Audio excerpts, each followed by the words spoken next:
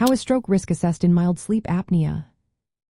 Have you ever wondered how doctors figure out if mild sleep apnea might lead to a stroke? It's a great question, and one that many people may not consider. Let's break it down in simple terms. First, mild obstructive sleep apnea is defined as having 5 to 14 episodes of abnormal breathing each hour during sleep. These episodes are known as apneas or hypopneas. They can cause drops in oxygen levels and disrupt sleep. Many people with mild sleep apnea might not notice any daytime symptoms, which can make assessing stroke risk a bit tricky.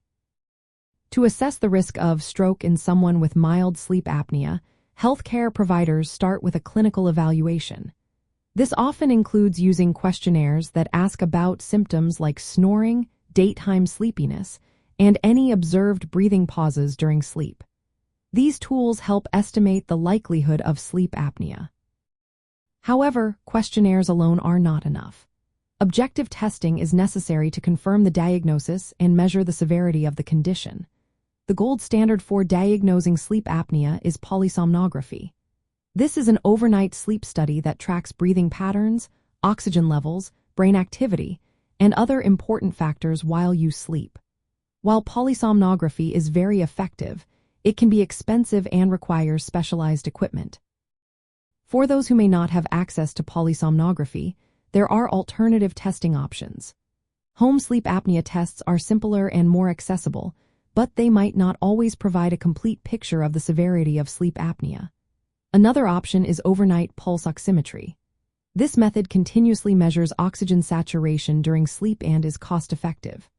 However, it cannot definitively diagnose sleep apnea or tell the difference between types of apnea. In mild cases of sleep apnea, the risk of stroke is generally lower than in moderate or severe cases, but it still exists. The risk can increase with the number of breathing disruptions and how low the oxygen levels drop during those episodes.